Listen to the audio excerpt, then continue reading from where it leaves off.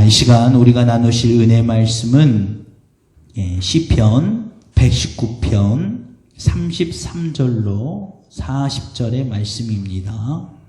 이 시간 설교를 시작하면서 존 맥스웰이라는 사람이 지은 다시 리더를 생각하다라는 책의 말을 인용하면서 말씀을 시작하도록 하겠습니다.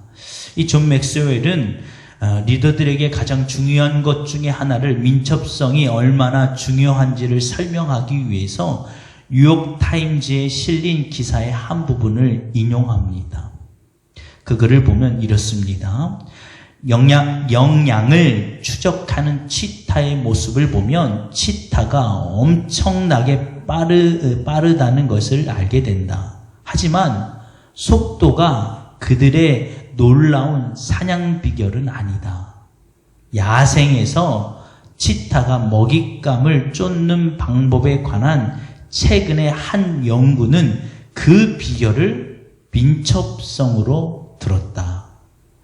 치타는 시속 93km까지 달 수 있으며 평균 속도는 시속 53km다. 굉장히 빠른 거죠. 차가 보통 100km만 달려도 엄청난 속도입니다. 치타가 이 정도로 달린다는 거예요. 하지만 연구자들은 매일 치타가 움직이는 거리를 전체로 보았을 때 빠르게 속력을 내는 구간은 극히 일부분임을 발견했다. 즉, 치타는 단 한 번의 보폭으로 시속 14km까지 폭발적인 속력을 순간에 낮출 수 있는데 이 동작이 급선에 가능하게 해주어 그 결과 빠르고 날랜 먹잇감을 위를 차지하게 된다는 것.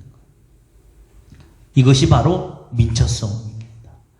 우리가 흔히 생각했을 때 치타의 능력은 빠른 속도라고 생각했지만 연구하는 연구자들이 보니까 치타의 사냥 비결은 빠른 속도가 아니라 오히려 급선회할 수 있는, 속도를 급하게 멈출 수 있는 능력이 오히려 더 사냥 비결이 뛰어나게 한다는 것. 이게 바로 민첩성이라고 합니다.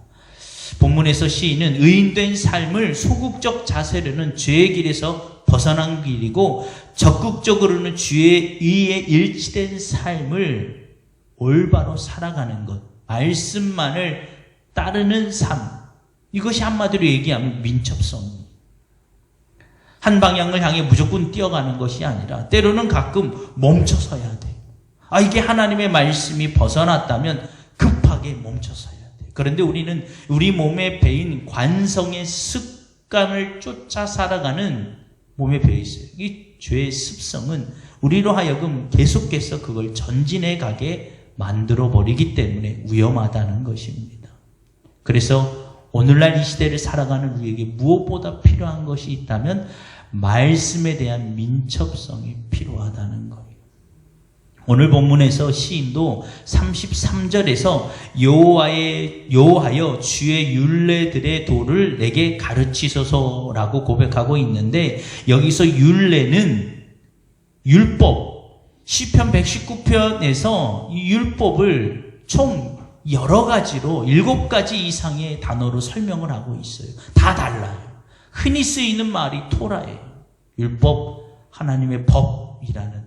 그런데 오늘 본문에서 33절에서 쓰이는 율례, 이 율법의 다른 말은 데라크입니다. 데라크는 밟다, 길을 가다는 뜻의 동사 다라크에서 유래된 말로 방법이나 관습 등에 늘 사람이 행하던 것을 반드시 지켜 행해야 할 것이 율례로 말하고 있어요. 즉 하나님의 말씀은 우리가 반드시 지켜내야 한다는 것입니다. 하나님의 말씀을 반드시 지켜내기 위해서 필요한 것이 있다면 아까 말씀드린 것처럼 민첩성이에요. 얼마나 빨리 가는가 보다 더 중요한 것은 얼마나 더 빨리 하나님의 말씀에 반대되는 것들이 있다면 멈춰 서고 선회해야 된다는 것. 그게 잘못된 걸 알면서 늘 해왔던 관습이기 때문에, 습성이기 때문에 그것을 계속 지키려고 한다면 오히려 하나님의 말씀에서 벗어날 수도 있다는 것을 의미하는 것입니다. 그래서 시인은 계속 본문의 시종일관 하나님께 고백하는 게 있어요. 마치 어린아이가 그의 부모 곁에서 모든 것을 수용할 수밖에 없는 연약한 모습으로 간절히 하나님께 바라는 모습이 담겨져 있다는 거예요. 어린아이는 잘 알지 못하죠. 그렇기 때문에 무엇인가를 이해하려고 하기보다 그저 내게 주옵소서 하는 방향, 수용성이 크다는 거예요. 그래서 어린아이는 부모가 특별히 엄마가 주는 것이면 무엇인지 잘 받아먹게 되어 있어요. 이것이 바로 어린아이가 스스로를 지킬 수 있는 이 능력의 일부분이라는 것입니다. 시인은 마치 어린아이와 같이 하나님의 말씀을 그저 수용할 수밖에 없나이다 라고 고백하고 있다는 거예요. 34절에서도 나로 하여금 깨닫게 하여 주소서라고 고백함으로써 자신의 경험이나 지식으로 절대 하나님의 말씀을 온전히 깨닫지 못함으로 인하여 하나님의 도우심을 절대적으로 바라나이다 라는 자세로 말씀하고 있습니다. 여러분, 우리가 하나님의 말씀을 어디까지 깨달을 수 있습니까? 또 알면 얼만큼 알 수 있어요. 참 신기한 게 성경은 봐도 늘 새로워요. 설교를 수백 번, 수천 번, 수십 년 동안 해도요, 똑같은 말씀을 가지고 할 때마다 다른 은혜가 임하는 것입니다. 그래서 우리는 늘 언제나 시인과 같이 어린아이처럼 부모에게 그 젖을 바라는 것처럼 늘 수용성을 가지고 이 자세로 있어야 한다는 것. 모든 그리스도인들은 지위고하를 막론하고 누구나 하나님 앞에서 어린 양과 같은 자세로 말씀을 경청해야 함을 강조하고 있습니다. 즉 성령의 도우심이 필요하다는 거예요. 고린도전서 2장 13절에 사도 바울이 이렇게 말합니다. 우리가 이것을 말하거니와 사람의 지혜가 가르친 말로 아니하고 오직 성령께서 가르치신 것으로 하니 영적인 일은 영적인 것으로 분별하느니라. 할렐루야. 성령께서 우리로 하여금 가르치신다는 거예요. 본문에서도 시인이 그러므로 말씀이 우리로 하여금 두 가지를 분별케 한다고 말씀을 하고 있습니다. 오늘 우리가 말씀을 들으면서 늘 잊지 말아야 될 게 이 민첩성이에요. 민첩성. 말씀을 온전히 지켜 행할 수 있는 자 가운데 필요한 것 가운데 하나가 민첩성이라는 거예요. 오늘 본문에서 35절로 37절에서 말씀은 영생의 길에 서게 하는 즐거움이 되기 때문에 우리로 하여금 하나님의 말씀 앞에 바로 세워져 있어야 한다는 거예요. 다시 말하면 우리가 자칫 잘못하면 영생의 길이 아니라 영원한 멸망의 길에 이를 수 있는 상황에 놓여 있음을 우리로 하여금 깨닫게 해주는 거예요. 그래서 말씀은 우리로 하여금 분별력을 갖게 한다는 것입니다. 어떤 목사님이, 어떤 유명한 목사님이 어떤 큰 교회에서 어떤 어디서 이런 말에 집중하기보다 말씀, 오직 말씀에 집중하시는 저와 여러분이 되기를 주의 이름으로 간절히 축원합니다. 본문에서는 세상의 욕망으로 인하여 눈이 어두워져서 세상의 기쁜 맛을 세상의 욕망에 맞서 젖어 살면 허망한 길로 빠져 들어갈 수밖에 없다는 것. 그래서 민첩성이 필요합니다. 하나님의 말씀에서 조금이라도 어긋난 것들이 있다면 돌이켜야 돼요. 왜냐하면 말씀은 우리로 하여금 영생의 길에 서게 하기 때문임을 믿으시기를 주 이름으로 축원합니다. 세상의 복을 받기 위한 방법이 아니에요. 물질을 많이 모으는 방법, 오래 사는 장수의 비결, 세상에서 자녀를 많이 이 다복한 것을 받는 방법이 아니라 말씀은 우리로 하여금 오직 한 가지, 영생의 길에 서게 한다는 것. 할렐루야. 우리 신앙의 목적이 분명해야 한다는 것입니다. 내가 혹시 내 마음 가운데 그런 마음이 욕망이 가득 차이면 아까 민첩성 뭐라고 그랬죠? 멈춰서야 돼. 아무리 빨리 가고 아무리 그 길을 향해 막 신나게 갈지라도 점점 내가 그곳에 너무 깊이 빠져들어가면 멈춰 서내야 돼. 말씀 안으로 영생의 길로 들어서기를 주의 이름으로 간절히 축원합니다. 두 번째 분별력을 갖게 하는 것은 하나님을 경외하게 한다고 38절에 기록하고 있어요. 주를 경외하게 하는 주의 말씀을 주의 종에게 세우소서. 이 본문 38절에 보니까 주를 경외하게 하는 주의 말씀, 누구를 경외하게 한다고요? 주를 경외하게 하는 말씀을 주의 종에게 세우소서라고 한다는 것입니다. 가끔 교회가 분열을 일어나는 것을 보면요, 참 놀랍게도 다 하나님의 뜻이라는 거예요. 그래서 서로 당을 짓고 교회가 나눠져요. 누구를 세우는 겁니까? 가보면 하나님은 없고 자기의 의와 자기의 뜻만을 세우는 경우가 많다는 거예요. 그런데 하나님의 말씀은 어떻게 한다고요? 주를 경외하게 하는 건다는 것입니다. 주를 경외하게 하는 것이 우리를 세우는 것임을 믿으시기를 주의 이름으로 축원합니다. 우리는 우리 자신의 뜻이나 욕망을 이루어가는데 많은 시간을 허비하면서 사는 것이 우리의 실제적 세상에 살아가는 모습입니다. 그런데 정작 중요한 것은 내가 온전히 세워 있지 못하면 그 어떤 것도 내게 무익하다는 것입니다. 여러분 실제로 보세요. 우리가 아무리 많은 것들을 취하고 많은 것들을 거둬들였어도요, 건강 잃어버리면 아무 소용없어요. 그렇죠? 그런데 육체적 건강도 중요하지만 더 중요한 건 영적인 건강 상태라는 거예요. 그래서 시인은 고백하기를 주를 경외하는 말씀이 나로 세우게 하여 주옵소서라고 하는 거예요. 여러분 주를 경외하는 저와 여러분이 되기를 주의 이름으로 간절히 축원합니다.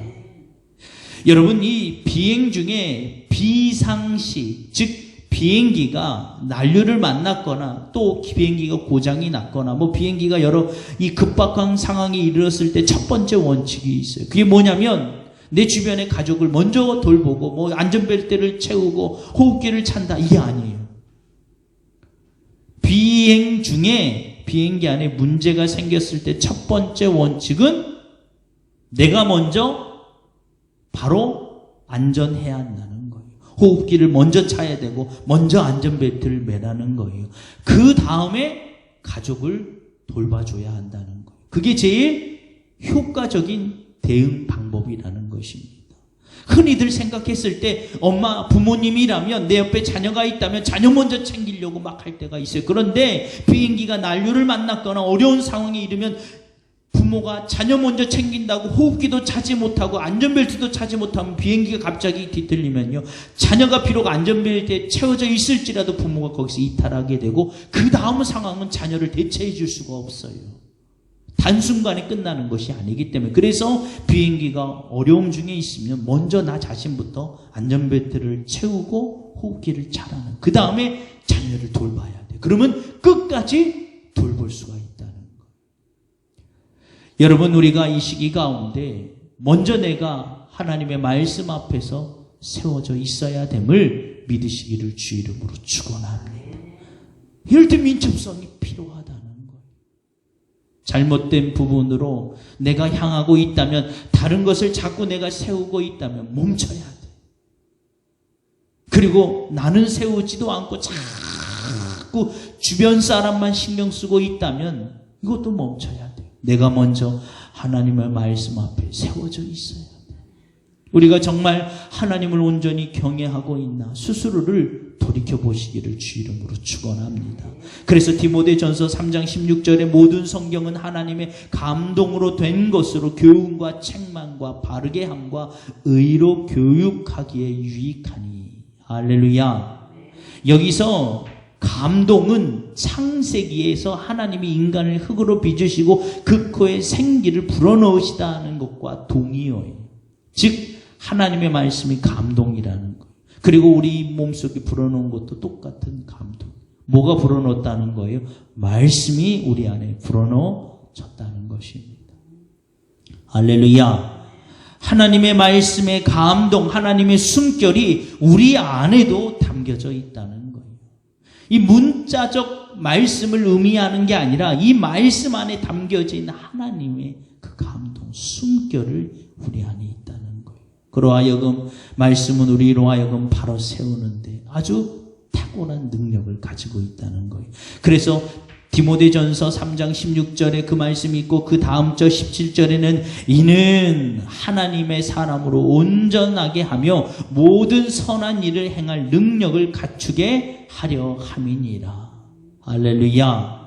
여러분, 성경은 하나님 앞에 바로 세워지게 하는데 바로 세워지는 자가 나타나는 증거는 뭐예요? 모든 선한 일을 행할 능력을 갖추게 하려 함이니라.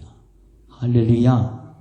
성령 충만하다, 교회 오래 다녔다, 기도한다, 뭐 이런 능력이 있다고 하면서 선한 능력을 잃어버린 사람은 그는 온전히 바로 세워지지 않은 거예요. 아까 말씀드린 것처럼 말씀은 주의 경외하게 하는 것이 주의 말씀 앞에 세워져 있는 건데 자꾸 다른 걸 세우는 사람이 있다는 거예요. 우리 안에 이것이 있다면 빨리 멈춰 세워야 돼요.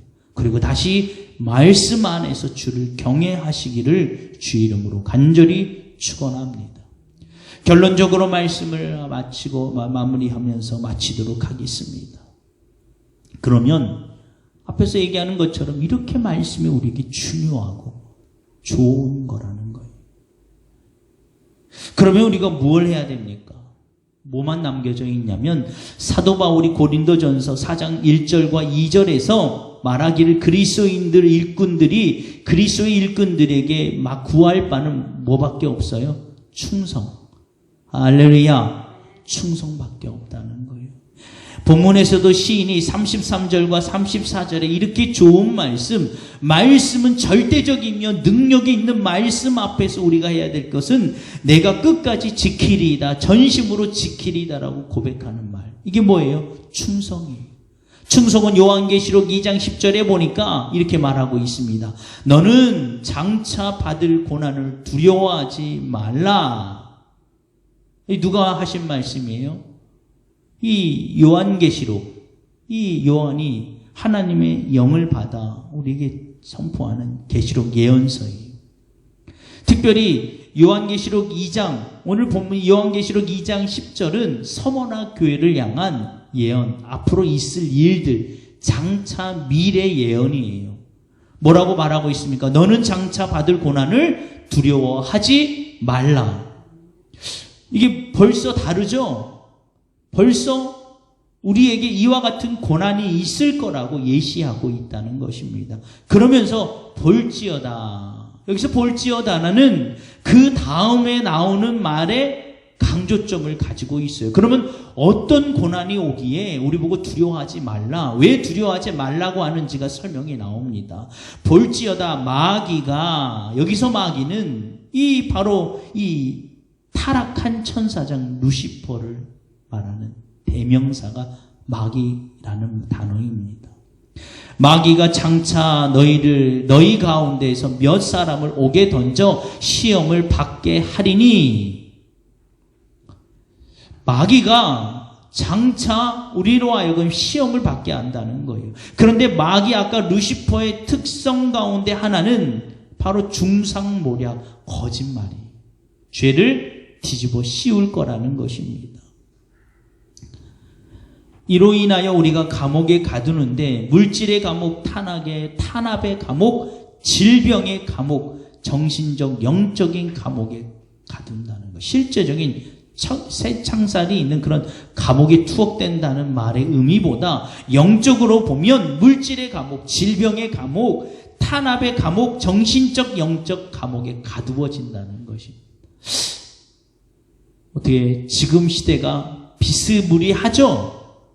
질병의 감옥. 우리가 감옥에 갇힌 것도 아닌데 막 코로나에 막 다 갇혀있고 억압받는 것 같아요. 이처럼 마귀가, 타락한 천사장 루시퍼가 우리로 하여금 거짓으로 하게 한다는 것. 끝까지 들어보세요. 그런데 여기서 고난의 날수가 나옵니다. 너희가 10일 동안 환난을 받으리라. 여기서 말하는 10일은 그냥 문자적 10일을 얘기하는 게 아니에요. 10일이면 뭐 충분히 견디죠. 그렇죠? 10일 금식도 하는데 뭐 11일 정도는 단식도 할 수 있잖아요. 물도 안 마시면서 하잖아요. 단식 10일은 그렇게 크게 건강에 위협이 안 돼요. 뭐 30일 정도 가면 이 생사가 위협이 가는데 10일 정도는 괜찮아요. 12일 정도면 할만하죠. 그런데 여기서는 문자적 의미가 아니라 상징적 의미로 봐야 돼요. 이 10은 충만수예요. 충만수. 그렇기 때문에 세상 끝날까지를 뜻합니다. 언제 시작한 겁니까? 언제 시작한지 모르겠지만 장차 이루어질 일들에 대한 예언이. 여기까지만 들으면 가슴이 답답하죠. 끝날까지는 온대요. 이게 끝나지가 않는데요. 이 마귀 천사장, 타락한 천사장 루시퍼가 우리에게 거짓으로 감옥에 가두는데 탄압의 감옥, 물질의 감옥, 질병의 감옥, 정신적, 영적의 감옥에 빠뜨려 시험을 받게 될 것이라는 거예요. 여기까지 보면요, 세상 끝날까지 이게 끝나지 않을 수도 있겠다라는 생각이 들어요. 그렇죠? 코로나가 물론 백신이 만들어지고 하지만 또 다른 것이 올 수도 있다는 거예요. 그런데 이거를 보면 이 고난을 주는 게 마치 마귀인 타락한 천사장 루시퍼가 고난이 다 있는 것 같지만 그렇지 않아요. 이 글의 전체 맥락을 보면 너희가 장차 받을 고난을 두려워하지 말라. 누가 먼저 얘기했죠? 하나님. 예수님이 우리에게 말씀하시는 것. 그러면서 우리에게 하시는 말씀이 있어요. 왜 두려워하지 말라고 했는지가 바로 그 다음을 계속 나옵니다. 내가 죽도록 충성하라. 그리하면 내가 생명의 관을 내게 주리라. 할렐루야. 바로 이게 우리로 하여금 두려워하지 말라는 근거가 여기 있는 것입니다. 이 모든 것들을 내가 다 계획하고 있다는 거예요. 다 이미 우리에게 일러주고 있다는 것입니다. 하나님이 혹은 우리 예수님이 이건 예상 못했네. 내가 아니라 이미 다 예상되어 왔고 수천 년 전에 이미 예상됐기 때문에 이미 우리 가운데 말씀을 통해서 장차 되어질 일들로 예언하고 계시는 것. 그리고 그 일이 지금 하나도 빠짐없이 하나씩 이루어가고 있다는 것. 여러분, 제가 어렸을 때 이 목포에서 수원까지 방학이면 열차를 타고 올라와요. 지금처럼 뭐 KTX다 뭐 이런 게 아니라 뭐 통일호 뭐 진짜 이게 느린 열차를 타고 와요. 거의 뭐 6시간에서 7시간 타고 옵니다. 그러면 그 열차를 타고 오면요, 처음에는 너무 모든 것이 막막하죠. 6시간 동안 입석에 쪼그리고 앉아가지고 있는 게 너무 힘들고 어려워요. 근데 한 번, 두 번 가다 보면 이제 어렵지가 않아요. 왜요? 끝을 알고 있기 때문에. 비록 그 중간이 어렵고 힘들고 고난이 되지만 그 끝을 알고 있기 때문에. 그런데 저는 그렇게 자주 가다가 또 이제 동생이 어느 정도 컸기 때문에 동생하고 둘이 보내질 때가 있어요. 그러면 동생은 처음 겪는 일이 굉장히 어렵죠. 그 동생에게 늘 얘기해요. 야, 굴이, 특히 이제 열차가 굴 속을 통과하면 갑자기 어두워지잖아요. 그러면 막 동생이 무서워해요. 그러면 제가 옆에서 꼭 이렇게 얘기합니다. 걱정하지 마. 곧 이제 굴이 나타날 거야. 그러니까 굴이 나타나면 놀라지 마. 왜요? 곧 다시 굴을 끝나는 시기가 오니까. 예수님도 이처럼 우리에게 말씀하시는 거예요. 이미 다 알고 계시기 때문에 두려워하지 마. 곧 너희 앞에 굴과 같은 어두움 시대가 올 거야. 그런데 두려워하지 마. 그 끝은 다시 환한 밝은 빛이 올 거야. 그 말씀이에요. 내가 생명의 관을 내게 주리라. 예수님은 부활의 첫 열매가 되셔서 우리에게 이미 증거해 주신 겁니다. 그러면 우리에게 남은 게 뭡니까? 죽도록 충성하라. 할렐루야. 여기서 죽도록 충성하라. 뭘 의미할까요? 죽을 수도 있다는 거예요. 그런데 괜찮다는 겁니다. 왜? 부활이 있으니까. 할렐루야. 우리가 고난 가운데 혹은 여러 가지 환난으로 인하여 시험으로 인하여 죽을 위험에 혹은 죽을 수도 있습니다. 그런데 두려워하지 말라는 거예요. 왜요? 그 끝은 생명의 면류관을 쓸 것이기 때문에. 말씀을 이제 정리하면서 맺음하도록 하겠습니다. 제가 오늘 이 말씀의 결론을 맺기 위해서 여러분에게 이렇게 끌고 온 거예요. 그러면 죽도록 충성하라. 이미 계획을 알고 계시는 예수님께서 우리에게 부탁하신 사명은 뭡니까? 오직 한 가지예요. 하나님의 뜻을 구하면서 나아가는 것입니다. 그러면 지금 이 시대가 어떤 시대인지를 우리가 먼저 알아야 돼요. 세상이 보는 관점이 아니라 혼란의 시대, 코로나의 여러 가지 질병의 시대, 코로나 포스트 코로나 이전의 시대, 언택트 시대, 별 말이 많아요. 그거 다 거두어내고요. 성경적으로 봤을 때 이 시대가 무슨 시대입니까? 바로 성령의 시대, 즉 복음의 시대예요. 아무리 세상이 혼란하고 어려워도 예수님이 다시 이 땅에 재림하시기 전까지는 아직 성령의 시대, 복음의 시대라는 것입니다. 여러분 무엇을 하든지 혼란스러워하지 마시기 바랍니다. 지금은 딱 한 가지밖에 없어요. 성령의 시대, 복음의 시대.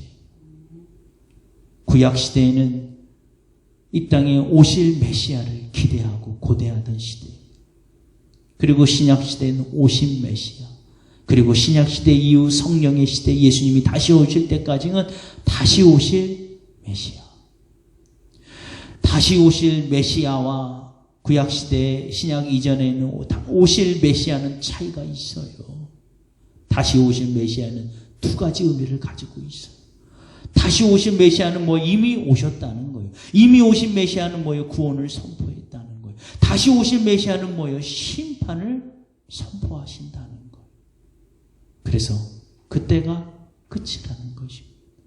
그래서 우리는 그 끝이 오기 전까지 이미 오신 우리 가운데 계신 메시아 예수 그리스도를 증거해야 돼.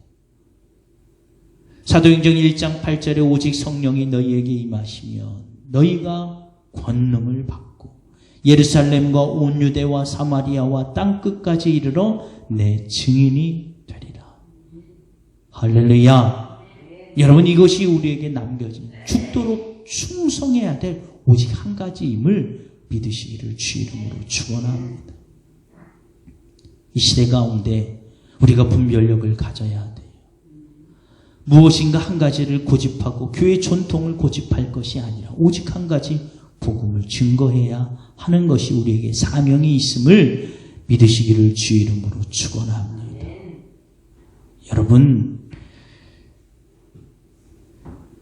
우리는 이 사명을 지키기 위해 태어났고 이 사명에 전 모든 것을 다 바쳐야 돼요. 제가 저희 교회가 비대면 예배 이거 다 지키는 이유가 있어요. 아까도 그런 말씀을 드렸지만 복음 때문이에요. 복음 때문에. 예배에 못 드릴 수도 있어요. 이 시간 못 지킬 수도 있어요. 근데 중요한 건 뭐예요? 복음이 증거되어져야 돼. 진짜 우리가 다시 오실 메시아를 믿는다면 우리는 복음을 전해야 돼. 아무리 공무원이, 아무리 정치인이, 아무리 나라가 핍박을 가해도 아직까진 그들은 우리의 복음의 대상이에요. 정말 마지막 때 심판에 주로 오셔서 천사장의 나팔 소리와 함께 믿는 자들을 이 살아있으면서 믿는 자들을 휴거하고 공중재림하실 때 틀림을 못 받는 자들은 말도 할 수 없는 7년대 환란이 있다니까. 여러분, 진짜 우리가 다시 오실 메시아를 믿는다면 그들에게 복음을 전해야 돼요. 그건 상상할 수 없을 정도로 큰 고난이기 때문에. 여러분, 지금 이 시대에 우리 하나님이 뭘 원하시겠습니까? 복음이에요. 여러분, 민첩성이 있어야 돼요. 이 민첩성이 없으면 서야 될 때 서지 못하면 그 길은 끝이에요. 긴가민가는 없어요. 말씀에서는 긴가민가는 없어요. 그래서 예리한 칼날보다 더 예리하다고 하잖아요. 칼날이 긴가민가가 있나요? 그 무디어진 칼이 예리한 칼을 베거나 베지 않거나요. 여러분, 그래서 아니다 싶으면 멈춰서야 돼요. 아무리 그 목사님이 아무리 오랜 세월 있어도 멈춰설 때 멈춰서야 돼요. 아무리 유명한 목사님이라고 해도 아니다 싶으면 끊어야 돼요. 듣지 말아야 돼요. 그래서 오히려 요즘은 설교 방송을 듣기보다는 차라리 여러분 말씀을 많이 읽으세요. 그걸 놓고 기도하시고요. 두 번째로 기도하실 때 여러분 한국교회를 위해서 기도해 주시기 바랍니다. 위기긴 위기예요. 다른 게 위기가 아니라 지금 분별이 되고 있어요. 그 목사님들 가운데서도 분별이 되고 있어요. 우리가 이럴 때 불평하고 어디를 뭐 욕할 게 아니라 이단만 아니라면 어떤 것도 그들에 대해서 얘기하시면 안 돼요. 하나님은 아직 결정을 내리지 않으셨기 때문에. 그래서 그냥 기도할 뿐입니다. 한국교회를 위해서 기도해 주세요. 그리고 마지막으로 다음 세대를 위해서 기도해 주세요. 다음 세대의 기도가 필요해요. 우린 이미 신앙의 경험이 얼마나 좋은 경험들이 많아요. 수련회다, 부흥회다, 얼마나 많습니까? 그런데 이 다음 세대는 이게 없이 자라날 수도 있어요. 이 다음 세대를 위해서 기도해 주시기 바랍니다. 우리 1절, 3절 하나님께 올려드리고 통성으로 기도하도록 하겠습니다.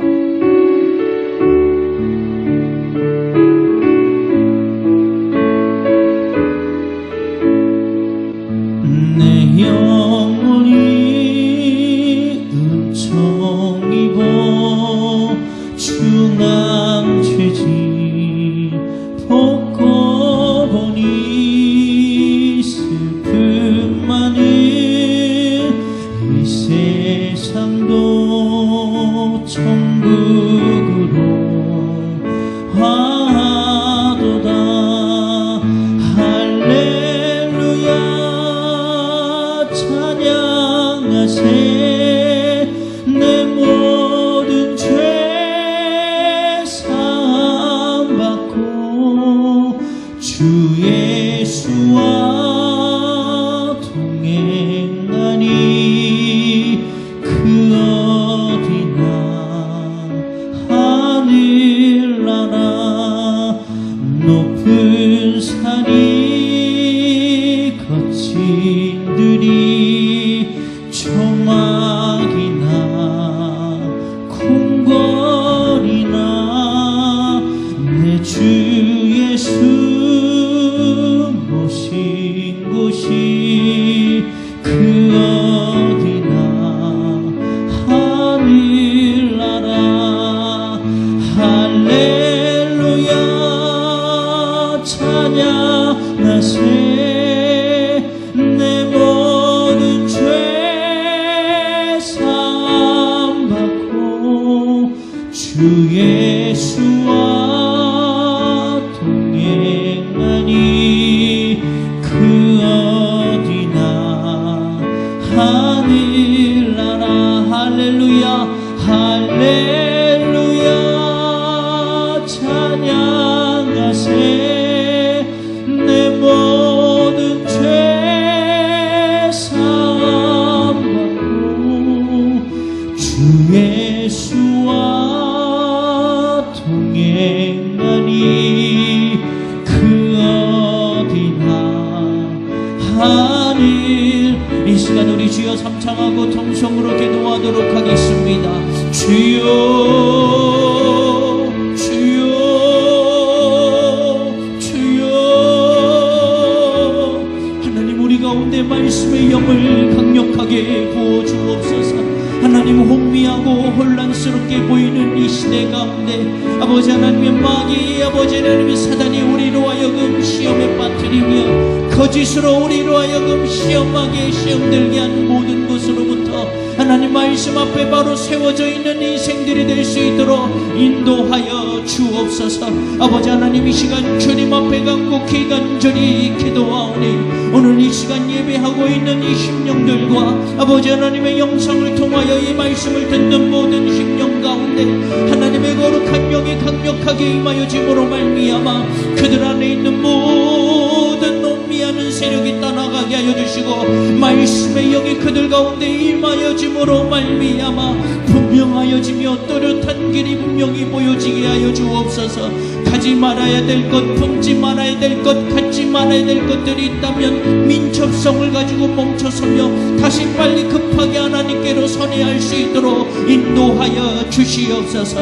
아버지 하나님, 이 시간 주님 앞에 간곡히 간절히 기도하오니 한국교회를 기억하여 주시고 하나님이 어려운 시기 가운데 한국교회 많은 목회자와 성도들이 주님 앞에 바로 세워져 있게 하여 주옵소서. 무엇을 위하여 죽도록 충성을 다해야 될지 분명히 깨닫게 하여 주시고 그들이 오직 복음을 위하여 성령의 시대에 맞게 성령의 충만함을 받아 복음을 증거하는 일에 앞장설 수 있도록 인도하여 주옵소서. 특별히 믿음의 다음 세대를 기억하여 주시고 그들의 아버지 하나님의 신앙과 삶 가운데 함께하여 주사 말씀의 영을 성령의 충만함을 허락하여 주시옵소서. 오늘 우리 가운데 이와 같은 위로와 능력과 치유와 회복의 역사가 나타나기를 간절히 소원하오니 오늘 아버지 말씀을 들으며 기도하고 예배하는 모든 심령들마다 하나님의 거룩한 성령의 능력의 손이 얹어짐으로 말미암아 그들 안에 있는 모든 질병의 권세가 떠나가며 세상의 두려움과 근심의 걱정의 영이 떠나가게 하여 주시옵소서. 하나님, 모든 영광을 하나님께 올려드립니다. 하나님, 모든 영광을 받아 주시옵소서.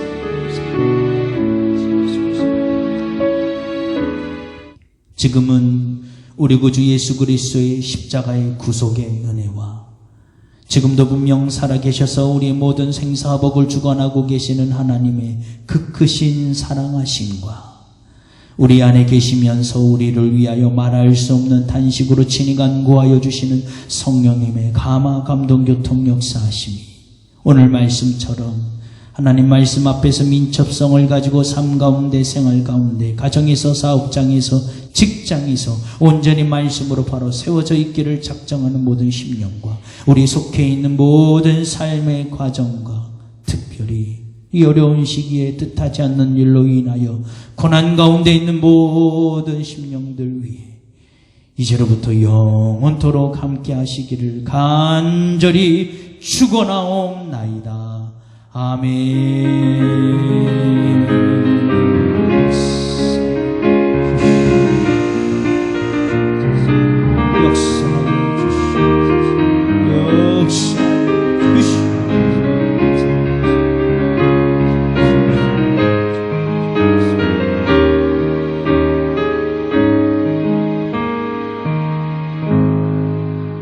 감사합니다. 우리 하나님 앞에 영광의 박수 올려드리도록 하겠습니다. 감사합니다.